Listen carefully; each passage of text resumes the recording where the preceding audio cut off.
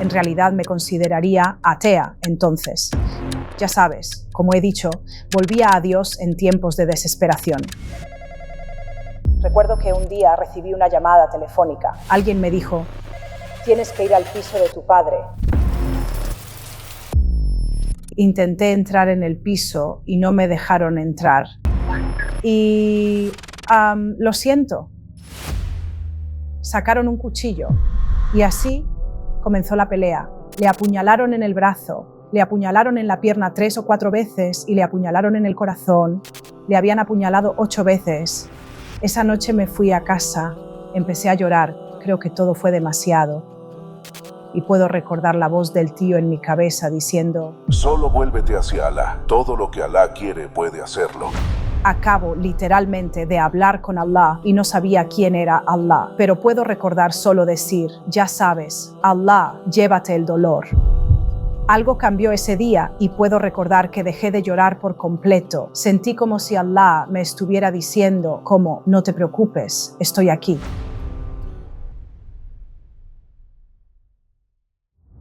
Assalamu alaikum, hermana Aisha Mercedes. En Towards Eternity estamos muy contentos de tenerte con nosotros. Quiero empezar con quién es Aisha Mercedes. ¿Puedes hablarnos brevemente de tu vida? Wa alaikum assalam wa rahmatullahi wa barakatuh.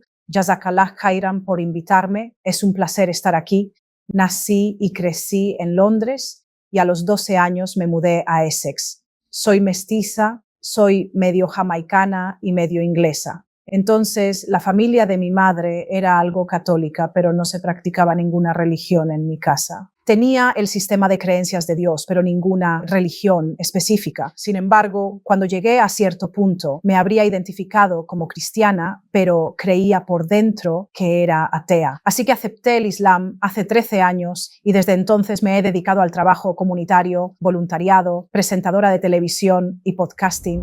¿Cómo fue tu vida con respecto a la fe? ¿Puedes hablarnos de tu formación religiosa? Estaba al tanto de la religión, pero no se practicaba en mi hogar. Así que mi padre no tenía ninguna tendencia religiosa, pero la madre de mi madre, ella tenía como estatuas de María en la casa y a veces ella usaba como términos religiosos como mencionar María o Jesús. En realidad me consideraría atea. Ya sabes, como he dicho, volvía a Dios en tiempos de desesperación. Así que, aunque realmente no tenía una conexión con Dios, no creía realmente en Dios. Creo que muchos de nosotros recurrimos a Dios cuando estamos en una situación muy difícil. Así que estaba como: Dios, si estás escuchando, por favor, ya sabes, ayúdame a salir de esta situación. Así que esa era mi relación con Dios. Pero aparte de eso, no había ninguna conexión. Entonces, ¿qué no tenía sentido para ti en el cristianismo? Había preguntas para las que no sabía la respuesta y realmente luché con el concepto de que Jesús fuera el Hijo de Dios. Si Dios es algo así como todopoderoso y omnipotente, ¿por qué el concepto de por qué Jesús tiene que morir por nuestros pecados? ¿Por qué Jesús? ¿Por qué tenemos que rezar a Jesús? Esos conceptos para mí eran extraños, no podía entenderlos, así que recuerdo haber hecho preguntas y puedo recordar haber sido como cerrada y me dijeron que no debería hacer preguntas. No se enfadaron mucho, pero como que fui despedida. Así que, curiosamente, cuando me convertí en musulmana y empecé a entender la religión, todas mis preguntas fueron respondidas. Allah dice en el Corán: kun fa yakun, sé y será. Así que entendí que eso significaba que Allah no necesita socios. Allah no necesita un hijo para que le adoremos. Así que viniendo de, ya sabes, de no tener respuesta a mis preguntas en la iglesia y sintiendo realmente que aquello no tenía sentido, al leer el Corán y las palabras de Allah y comprender la verdad que Allah no necesita socios y que Allah es el único que debe de ser adorado, tiene todo el sentido para mí. Quiero saber cómo empezó tu viaje hacia el Islam. ¿Qué pasó para que empezaras a considerar el Islam? Algunas de las cosas por las que pasé en mi infancia fueron realmente difíciles. Mi padre era esquizofrénico paranoico y así la razón por la que realmente dejé Londres fue para huir de mi padre. La primera escuela a la que fui en Londres me acosaban porque era mestiza. Así que me escapaba de la escuela y mi madre me dijo: no se lo digas a tu padre. Y se lo dije a mi padre. Mi padre reaccionó de una forma muy agresiva, de una manera muy aterradora. Así que él estaba gritando: ¿por qué no me lo dijiste? ¿Por qué no me lo dijiste? Gritando en medio de la calle, fuera de la casa de mi abuela. Y esa noche hicimos las maletas y nos fuimos para mudarnos a Essex. Cuando me mudé a Essex a los 12 años, yo era la única mujer de color en toda mi escuela, así que todos los demás eran blancos y eso era difícil. Recuerdo que me expulsaron de la escuela al final, porque una de mis amigas, que se suponía que era una amiga íntima mía, me había dicho algunas cosas racistas. Y así fue. Eso no fue la primera vez que algo así había sucedido. Tenía amigas con los que pasaba el rato que luego, ya sabes, se volvieron contra mí y me atacaron. Y realmente sentí que fue porque simplemente no encajaba, no era blanca y me veían como un objetivo. Y se burlaban de mí, incluso de mi forma de hablar. Se burlarían de mí porque tenía acento londinense y el acento de Essex es muy diferente al acento de Londres, por lo que incluso eso sería un motivo para burlar. Así que siempre me sentí muy como que yo estaba en el exterior, mirando hacia adentro. Siento que he estado con los niños de la calle, en las calles desde los 15 años. Y ahí es donde sentí que encajaba. Con los niños de la calle había un montón de otros niños que habían crecido en hogares rotos, que tenían problemas. Y llegué a un punto en mi vida en el que realmente quería ser blanca. Creo que para cuando llegué a mis 20 años ya había pasado mucho por el sentimiento de estar bastante desplazada y por muchos problemas de identidad. Y por eso me sentí bastante suicida. Era mucho que desempaquetar y procesar. Y realmente no entendía esos elementos de mí misma en ese momento. ¿Qué hiciste para superar estas dificultades? ¿Y cómo entró el Islam en escena? Solo continué, como que superé esa fase de mi vida, así que estaba como semi-involucrada en la escena de la música rap, lo creas o no. Algunos raperos que conozco empezaron a hablarme del Islam. En la escena del rap en el Reino Unido, muchos de ellos son musulmanes. En realidad estaba planeando hacer un verso en un tema de rap, con un grupo de rap. Y uno de ellos empezó a hablarme del Islam. Y lo más gracioso de todo es que dijo que había estado hablando conmigo sobre el Islam antes de eso, pero no lo recuerdo. Y subhanallah me hace pensar en el versículo del Corán, donde Allah dice que ha puesto un sello en tu corazón. No podía recordar nada. Pero él dijo, he estado intentando hablar contigo sobre el Islam. He estado intentando darte da'wah o explicarte el Islam, pero tú. Y yo dije, no tengo ningún recuerdo. Así que recuerdo el día que me habló sobre Jesús es el Hijo de Dios y cómo eso no tenía sentido. Allah ya había puesto algo en mi mente para cuestionar que Jesús fuera el Hijo de Dios. Y cuando este rapero dijo entonces que no tiene sentido y explicó lo de que Allah es uno, yo estaba como, vaya, eso sí que tiene sentido. ¿Había otros musulmanes a tu alrededor que te hablaron también del Islam? Crecí en una zona predominantemente blanca, así que realmente no tuve ninguna interacción con musulmanes, aparte de una zapatería a la que solía ir. Al hombre de la tienda le llamo como un tío. Era musulmán, pero nunca indicó que era musulmán. Solo recuerdo que era una fuente de alguien a quien podía acudir para hablar de mis problemas. Cuando el rapero me habló del Islam y estaba comparando el cristianismo, recuerdo que fui a ver al tío y le dije, Dios mío, he oído hablar del Islam. Volvió la siguiente vez con este antiguo Corán y me dijo, mira, coge el Corán, ábrelo y pídele a Allah que te guíe y Allah estará dispuesto a darte cualquier cosa. Así que básicamente me llevé el Corán a casa y lo dejé a un lado. Entonces continué y salí y me fui de fiesta y seguí con mi vida. Y en este momento, cuando me habían dado el Corán y cuando empecé a aceptar la da'wah, pero no estaba lista para hacer un gran cambio en ese momento. Todavía estaba disfrutando del estilo de vida de fiestas, todavía estaba muy involucrada con la música. Así que realmente no quería dar ese paso, aunque empecé a creer que aunque en este momento creía que esto era la verdad. ¿Cuál fue el punto de inflexión para ti hacia la aceptación del Islam? Recuerdo que un día me llamaron por teléfono. Alguien me dijo, ya sabes, tienes que ir al piso de tu padre. Entonces me dirigí hacia Londres. Porque estaba en Essex, llegué a su piso y vi que había cinta policial alrededor. Intenté entrar en el piso y no me dejaron entrar.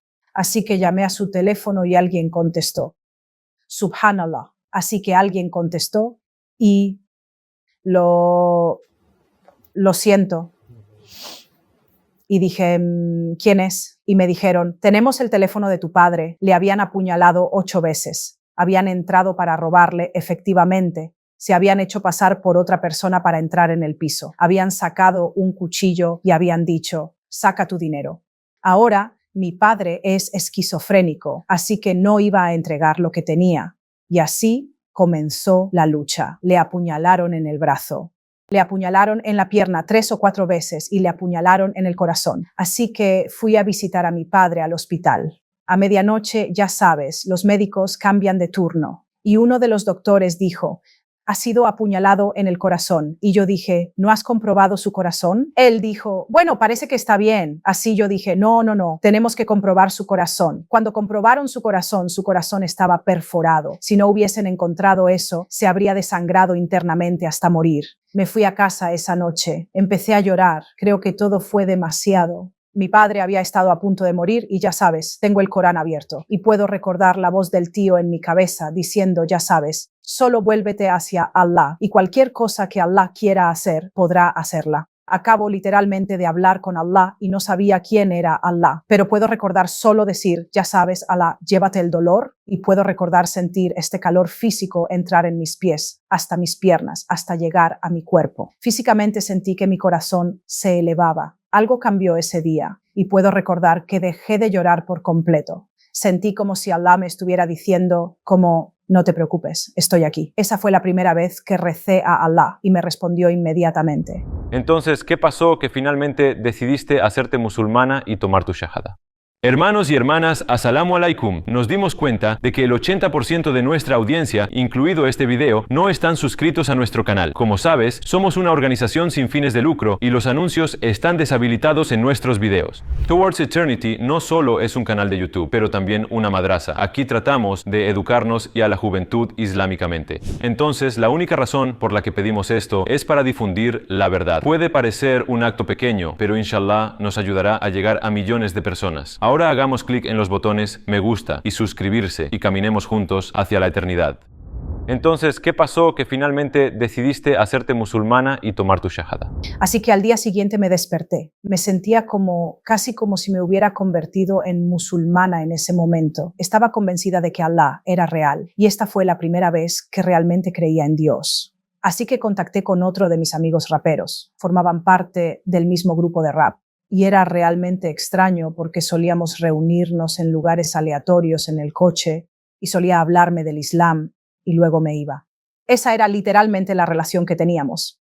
Así que recuerdo haber contactado con mi amigo y empezó a hablarme sobre las torturas de la tumba. Estaba completamente aterrorizada, pero estaba aterrorizada en cierto modo que no quería morir como un no musulmana, porque mi miedo no era ni siquiera ir a Jahannam, infierno, ni siquiera sobre el infierno en ese momento. Mi miedo era la tortura de la tumba, porque era algo extremadamente nuevo y extremadamente aterrador para mí. Así que empecé a ponerme muy emocional.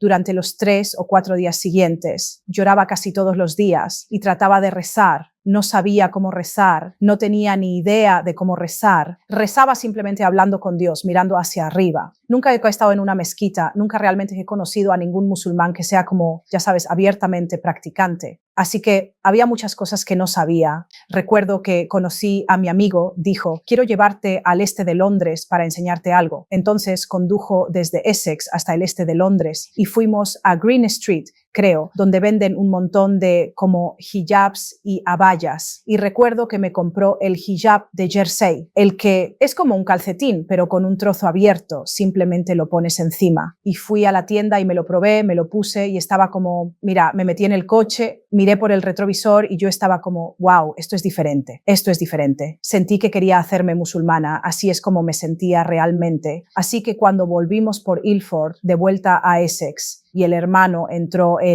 dijo, necesito rezar, así que entró a rezar. E hice una pequeña oración fuera. Recé a Allah y dije, por favor, permíteme convertirme en musulmana. Y aquel hermano entró en la mezquita y rezó y volvió a salir y se sentó en el coche. Y entonces dijo, el imam no está allí en este momento, pero he dado la shahada a algunas personas antes. Si quisieras entrar y tomar tu shahada ahora, depende de ti, o puedes esperar para otro momento con el imam, para que veas la precisión con lo que había hecho. No dijo, paremos y vayamos a tomar tu shahada. Entonces me permitió tomar mi propia decisión. Me llevó a comprar el hijab. No me dijo lo que estaba pasando. Me permitieron elegir el hijab. Me permitió más o menos sentarme en el coche y pensar fuera de la mezquita. Y entonces me dije, sí, quiero entrar y quiero hacerme musulmana. Así que entramos en la mezquita y lo primero que pensé fue, ¿dónde están las sillas? Pero cuando entré estaban como mirándome, porque todavía llevaba ropa bastante ajustada con este calcetín hijab encima y me preguntaba por qué otras personas nos seguían. No lo entendía, estaba un poco como, ¿qué está pasando? ¿Por qué están aquí? Nadie me ha explicado que se necesitan testigos y todo eso, así que fui y me senté en el suelo y otra vez pensaba, ¿por qué estamos sentados en el suelo? Y nos sentamos en círculo y el hermano empezó a hablarme un poco sobre la religión y me preguntó si yo creía en eso, ya sabes, en el profeta sallallahu alaihi wasallam, y si creo en Allah y si comprendo lo que estoy diciendo. ¿Me ha obligado alguien a estar aquí? Y obviamente dije que creía y que nadie me ha obligado a estar aquí. Y sabes, entonces, subhanallah, tomé mi shahada. Mi amigo me dio la shahada, sí. Honestamente, me sentí como muy ligera, quiero decir, se sentó a mi lado y dijo, siento como si los ángeles estuvieran a tu alrededor. Cuando hice el dua por primera vez, yo estaba en un verdadero estado de dolor y, ya sabes, conmoción y tristeza. Así que fue más bien un alivio. Esto fue un alivio para el dolor. ¿Cómo fue la reacción de la gente que te rodeaba a tu conversión al Islam? Fue muy sorprendente para mucha gente. Yo era probablemente la persona de la que menos se esperaría que se hiciera musulmana, teniendo en cuenta de dónde venía, ya sabes, como he dicho, una vida en las calles, ya sabes, estar involucrada con la gente que están en las calles, muy involucrados en la música. Tenía una actitud extremadamente mala que había desarrollado a través de, ya sabes, traumas. Tuve un padre esquizofrénico y así no había nadie que hubiera dicho, ya sabes, Mercedes va a ser musulmana. ¿Cómo aprendiste a hacer el salah y cómo te sentiste la primera vez que lo hiciste? Aprendí la oración por internet en YouTube, así que la aprendí paso a paso y uno de mis amigos me ayudó, así que diría cada línea de Surah Al-Fatiha se lo enviaría en forma de audio y él diría si estaba bien o no. Entonces, ya sabes. Y entonces yo estaba viendo los movimientos, ya sabes, el Allahu Akbar y todo eso. Lo estaba viendo para intentar reconstruirlo, lo cual me pareció bastante difícil. Fue bastante complicado aprender todos los movimientos, aprender qué parte de las palabras va con cada movimiento, aprender el árabe y aprendiendo la traducción al mismo tiempo. Era muy complejo, pero tenía esta especie de celo y este tipo de pasión para realmente aprender todo lo posible y poner en práctica tanto como sea posible. Así que lentamente, gradualmente, estaba empezando a entender partes de la religión de las que no tenía ni idea. Recuerdo que cada vez que rezaba, lloraba. Tenía esta profunda conexión en la que literalmente sentía que Allah, subhanahu wa ta'ala, estaba delante de mí y yo lloraba cada vez. ¿Cuál fue el mayor reto al que te enfrentaste después de hacerte musulmana? Encubrirse y cosas así era un gran cambio en mi estilo de vida. Vestirse según la sunna, como ya sabes, cubrirse el pelo, cubrirse el cuerpo, eso no era algo a lo que estuviera acostumbrada. Por lo que yo sabía y por cómo me habían educado, era que te pones lo que quieres. Así que fue una adaptación masiva y luché con eso durante muchos, muchos años. ¿Qué te gustaría decirle a la gente que están considerando el Islam, pero tienen miedo de aceptarlo debido a prácticas como el hijab, etcétera?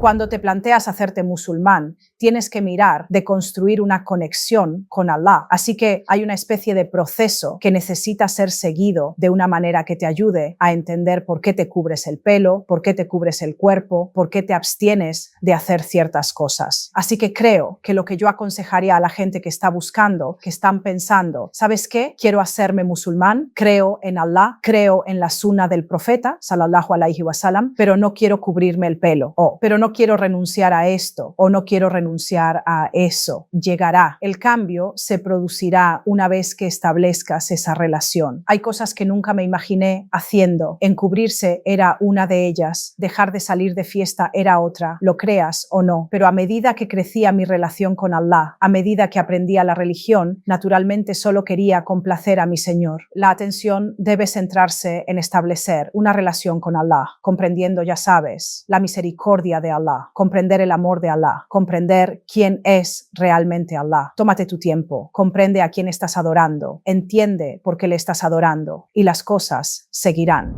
Hay una idea errónea que dice que el Islam oprime a las mujeres. ¿Qué respondes a tal afirmación? Sabes, hablo de esto bastante con respecto al feminismo, que es un tema muy interesante, pero existe la creencia de que de alguna manera, si las mujeres hacen lo mismo que los hombres, es de alguna manera liberador. Pero cuando realmente realmente miras la fitra, la natura de una mujer y miras, ya sabes, cómo prospera, generalmente es cuando la cuidan, cuando está protegida y cuidada por, ya sabes, los hombres, ya sea su marido o si es su padre, y ahí es donde suele prosperar. No digo que una mujer no pueda salir y trabajar, pero en realidad puede ser muy estresante, puede ser muy abrumador. Cuando miras su disposición natural, donde es más feliz, la mayoría de las mujeres, y esto está estadísticamente probado, la mayoría de las mujeres quieren ser cuidadas, quieren no tener que sufrir esa presión de estar en el lugar de trabajo. Así que creo que la idea errónea de que ya sabes, las mujeres están de alguna manera oprimidas y ya sabes, no se nos permite hacer ciertas cosas. Cuanto más miras en el Islam, más descubres que es todo lo contrario. Así que mira la relación del profeta, sallallahu alaihi wasallam, que tenía con Khadija. Sí, era una esposa cariñosa, pero también era una mujer de negocios. Eso se puede conseguir y eso es lo que realmente me fascina del Islam, es aprender a ser una mujer de verdad, porque obviamente fui criada por una mujer bastante independiente y siempre fue algo así como esta actitud de no necesitar a un hombre y luego aprender sobre el Islam y comprender el valor de un hombre y comprender que tu valor es completamente diferente como mujer. Y luego apoyarse en eso, pero aún entendiendo que aún puedes tener un negocio y aún puedes tener una personalidad y todo eso. Eso es una forma de vida completa. ¿Cuál era tu propósito antes del Islam y cuál es después del Islam? Yo diría que realmente no tenía mucho propósito antes del Islam. Mi sistema de creencias era que ya sabes, YOLO, you only live once, como lo llamamos en el Reino Unido. Solo se vive una vez, así que